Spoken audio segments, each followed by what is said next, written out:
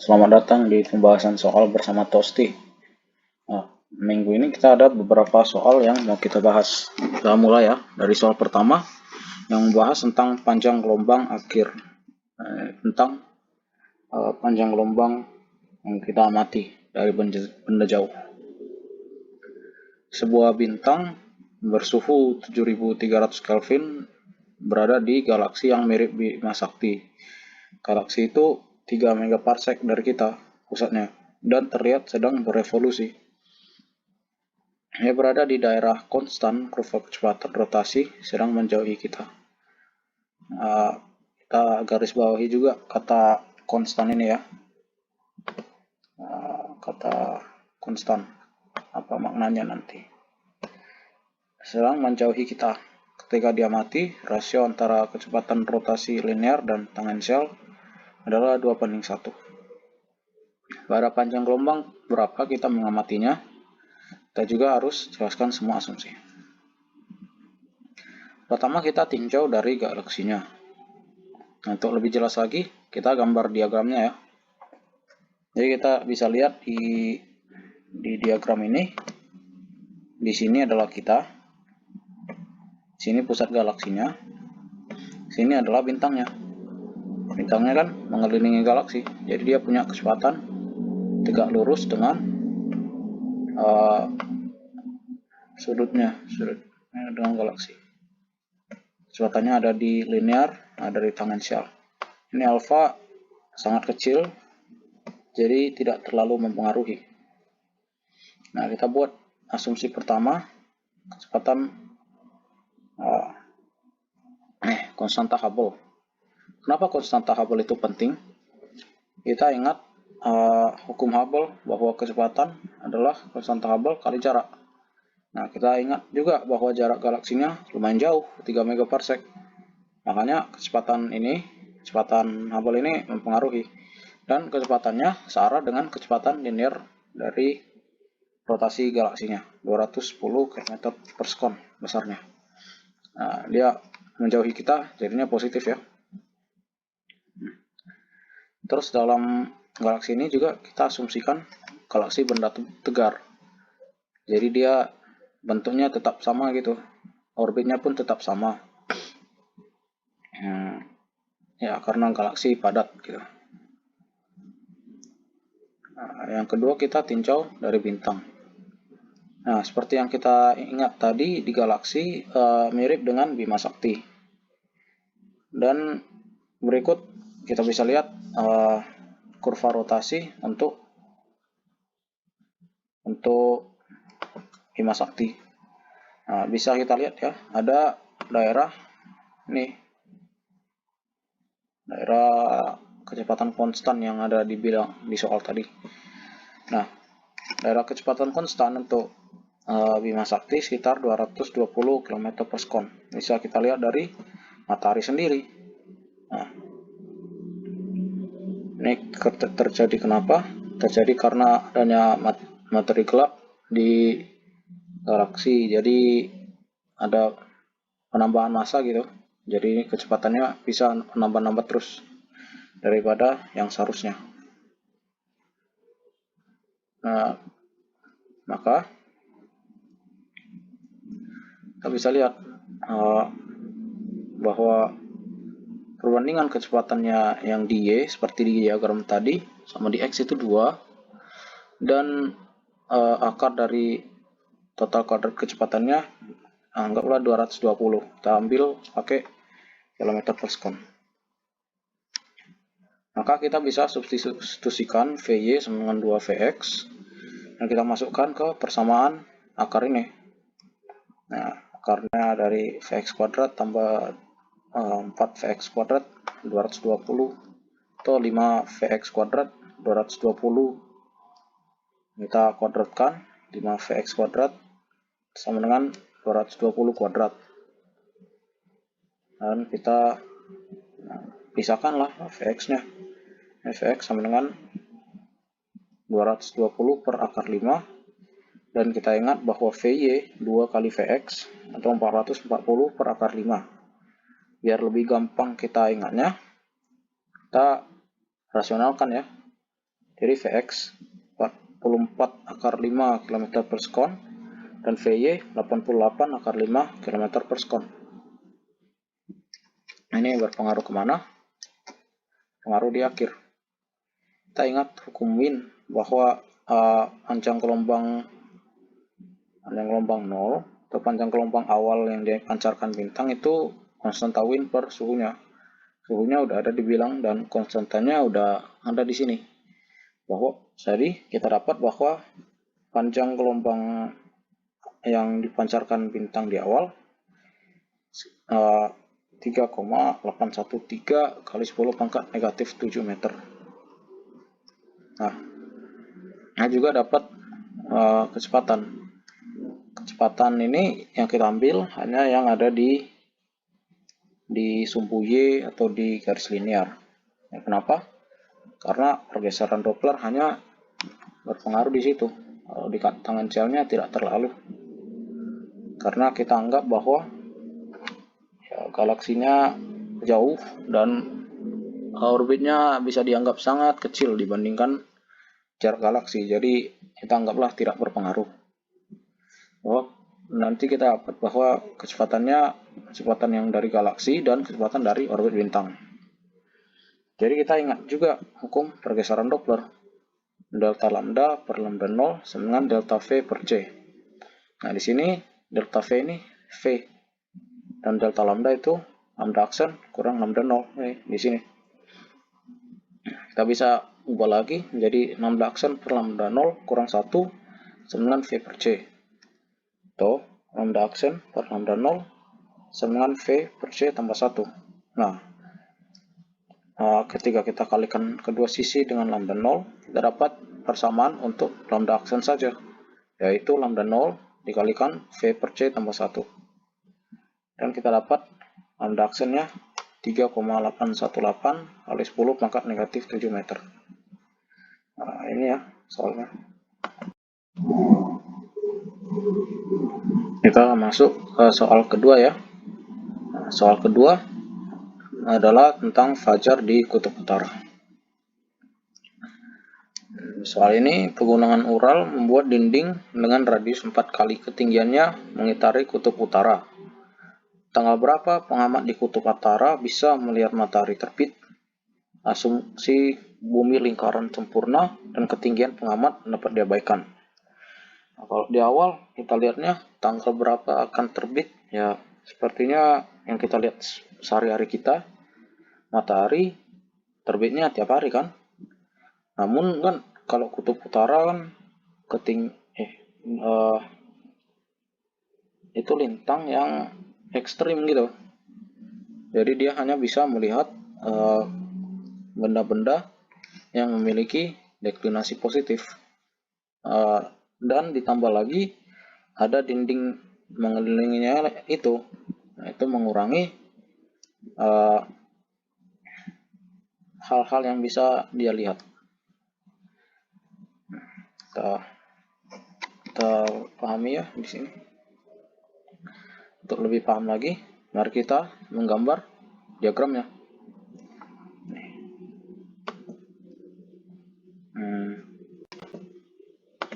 Bisa dilihat ini kan ada gunungan Uralnya di sini.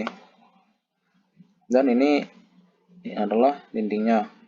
Nah, seharusnya mengitari, jadi kita anggaplah akan sama sepanjang lingkaran. RE, radius bumi, ada di sini, ada di sini. Dan ini ketinggian dari pegunungan Ural.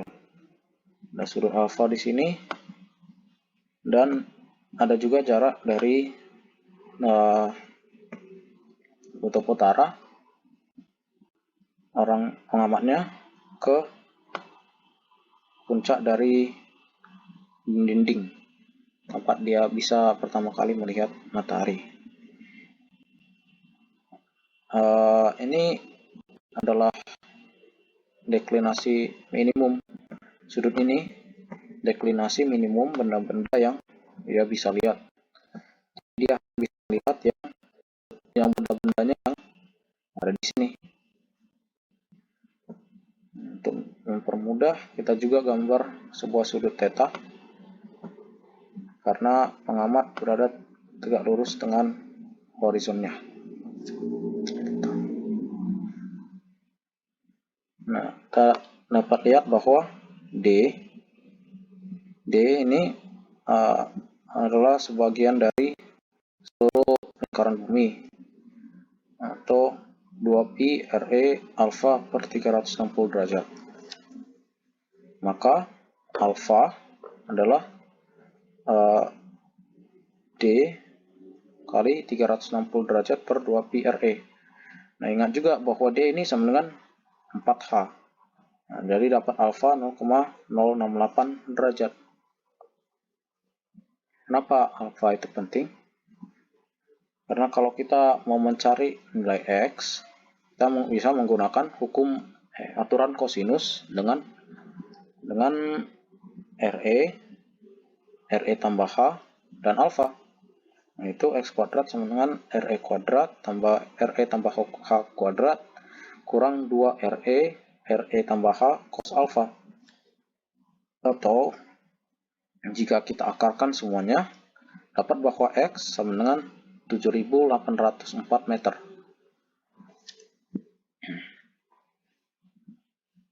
Lanjut ya. Kita juga bisa membuat segitiga lain, yaitu bahwa RE tambah H kuadrat sama dengan RE kuadrat tambah X kuadrat kurang 2 RE X cos theta. Nah, kita buat sudut tadi ya. Dapatlah cos theta sama dengan RE tambah H kuadrat kurang RE kuadrat kurang X kuadrat per 2 REX. Nah, kita bisa cari juga nilai theta dari situ nantinya.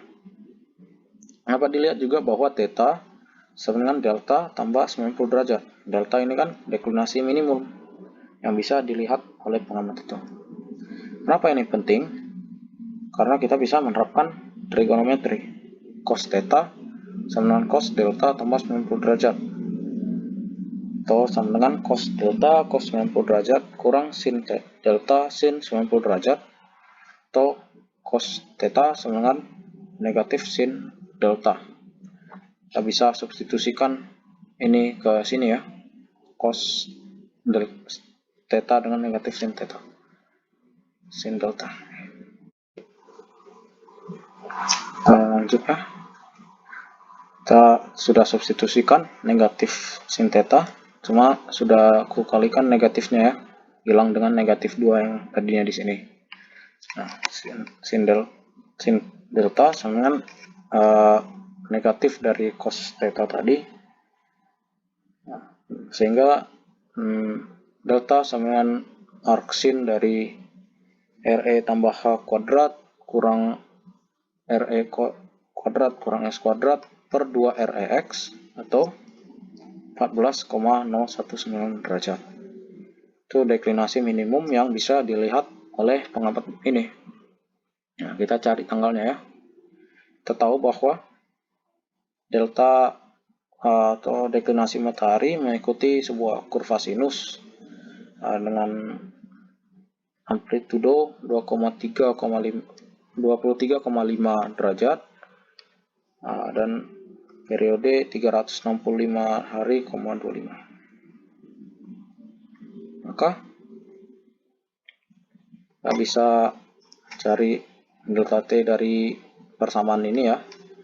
Tinggal bagi dengan 3,5 ini buat disinuskan dan dikalikan 365,25 per 360 derajat. Nah, typo. Dapat bahwa delta T ini 31,357 atau 145,467 hari. Nah, kita ambil nilai yang lebih kecil karena kita mau cari tanggal matahari terbit. Dan kita dapat bahwa dan kita ukur delta T dari 21 Maret. Nah, jadi di akhir kita akan mendapat bahwa matahari terbit pada tanggal 22 April. Kita masuk ke soal ketiga ya, yaitu binatang buas planet lain. ilmuwan telah mendarat di planet seukuran bumi dengan percepatan gravitasi permukaan 3 kali bumi. Planet ini punya bulan yang berorbit lingkaran dengan radius 90 kali radius planetnya. 90 ini diukur dari mana? Diukur dari pusat planet itu ke pusat bulannya 90. Sebagai referensi untuk bulan 108 kali bumi, itu radius orbitnya ya, rata-rata dengan periode 27 hari 8 jam. Di planet ini, binatang buas datang dan menyerang tiap bulan purnama. Setiap hari di planet ini, Ascension Recta bintangnya bertambah 2 menit. Jika tadi malam purnama, berapa lama waktu mereka mempersiapkan diri? Langkah pertama kita lakukan adalah kita tulis yang diketahui dulu ya. Percepatan gravitasinya 3 kali bumi dan radiusnya sama dengan bumi. Langkah pertama kita bisa lakukan adalah modifikasi hukum gravitasi Newton. Nah, kita tahu bahwa percepatan gravitasi itu konstanta gravitasi kali masanya dibagi radius kuadrat. Jika kita uraikan masanya, yaitu adalah 4pi radius kubik kali rho per 3. Jadi kita substitusikanlah masanya ya. Lalu kita simplifikasikan lagi, G sama dengan 4pi per 3 GR kali rho. Maka dapatlah bahwa rho sama dengan 3G, G percepatan gravitasi, per 4pi G konstanta gravitasi R. Setelah itu kita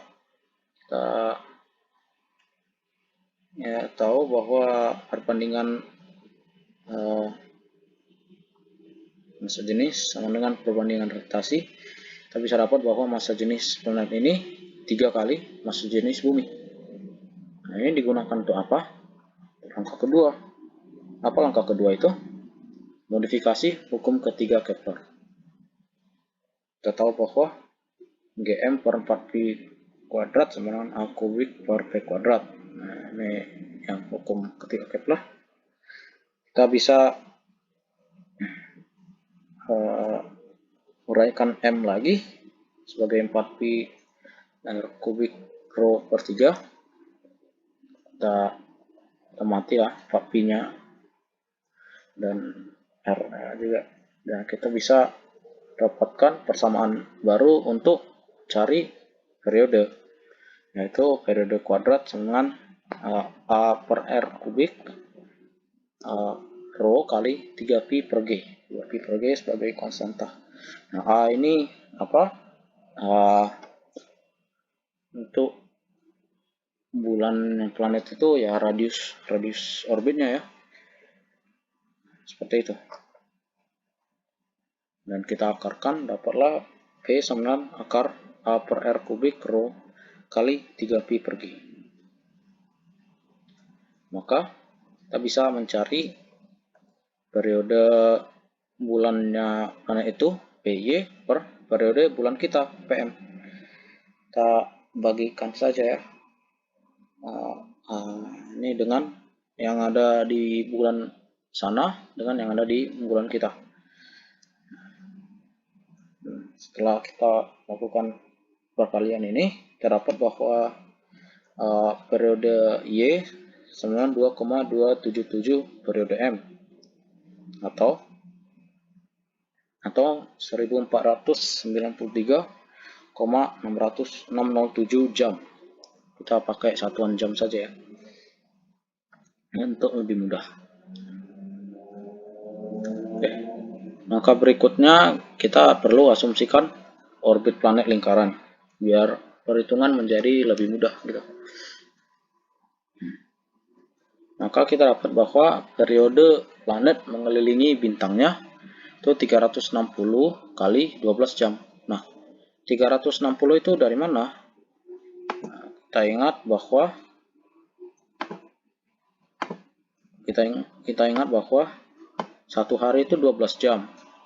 Nah, dan tiap hari bertambah 2 menit. Satu hari itu berapa menit ya?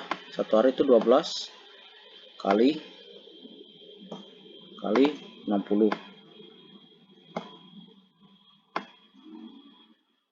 Nah, dan asensio rektanya bertambah 2 menit. Nah, kita menganggap 1 tahun ketika asensio rekta matahari itu sudah melewati 1 hari. Maka asensio rektanya kita harus bagikan dengan panjang asensio rektanya dalam menit ya. 12 kali 60 per 2 itu adalah 360. Atau setelah kita kalikan dapatlah 4320 jam. Setelah itu kita ingat bahwa periode sinodis atau antar bulan purnama adalah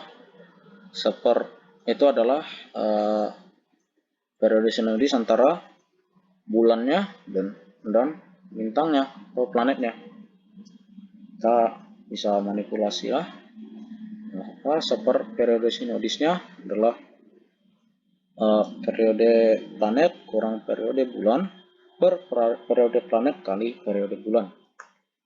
Kalau kita bisa balikkan, periode sinodis sama dengan periode planet kali periode bulan per periode planet kurang periode bulan. Setelah kita melakukan perkaliannya, dapat 2283,822 jam atau sekitar 190 hari 3 jam sejak awalnya titik puncak bulan purnamanya. Jadi sekitar 193 hari lah, tidak bisa anggap. Sekian dari kami minggu ini. Saya Thomas, terima kasih atas perhatiannya. Sekian.